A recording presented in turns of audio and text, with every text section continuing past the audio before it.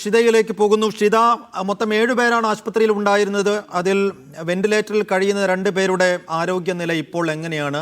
മറ്റുള്ളവരുടെ ആരോഗ്യനിലയും പറയൂ. എന്താണ് ഈ ആശുപത്രിയിൽ നിന്നുള്ള വിവരങ്ങൾ?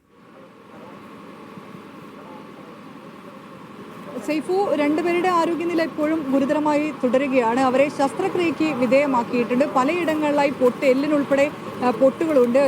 ഇടുപ്പലിനും തോളലിനും ഉൾപ്പെടെ പൊട്ടുകളുണ്ട്. അതുകൊണ്ട് തന്നെ അവരെ അടിയന്തരമായുള്ള ശസ്ത്രക്രിയയ്ക്ക് വിധേയമാക്കുകയും ചെയ്തിട്ടുണ്ട്. അവരുടെ നിലയാണിപ്പോൾ 2 പേരുടെ നിലയാണിപ്പോൾ ഗുരുതരമായി തുടരുന്നത്. മറ്റ് 5 പേർ, ഇപ്പോൾ ചികിത്സയിൽ കഴിയുന്ന മറ്റു 5 പേരുടെ നില, അവർക്ക് പരിക്കുണ്ടെങ്കിൽ പോലും അത്ര ഗുരുതരമുള്ള സ്വഭാവത്തിലുള്ള പരിക്കുകളല്ല. നമ്മൾ നേരത്തെ കുഞ്ഞു എന്ന് പറയുന്ന ഒരു സൈറ്റ് എഞ്ചിനീയറോട് സംസാരിച്ചിട്ടുണ്ടായിരുന്നു. അദ്ദേഹവും ഈ പരിക്കേറ്റ് പല രീതിയിലുള്ള പരിക്കുകൾ മൂലം ചികിത്സയിൽ കഴിയുന്ന ആളാണ്. അദ്ദേഹം പറഞ്ഞത് പ്രകാരം നമുക്ക് ഇന്നലെയൊക്കെ പുറത്തുവിട്ട CCTV ദൃശ്യങ്ങളിൽ അദ്ദേഹത്തിൻ്റെ ദൃശ്യങ്ങൾ പോലും ഉണ്ട്. അദ്ദേഹം എങ്ങനെയോ ആണ് അതിനകത്ത് രക്ഷപ്പെടുന്നത്. കഴുത്തറ്റം ചളിയിൽ പൊതിഞ്ഞ രീതിയിലാണ് അദ്ദേഹം ഉണ്ടായിരുന്നത്. അവിടെ നിന്നും രക്ഷപ്പെട്ടു വന്നതാണ്. സൈറ്റ് എഞ്ചിനീയർ ആയിരുന്നു. അദ്ദേഹം പറഞ്ഞ പ്രകാരം ഇനിയും കുറേയേറെ തൊഴിലാളികളെ കണ്ടെത്താനുണ്ട് എന്നുള്ളതാണ്.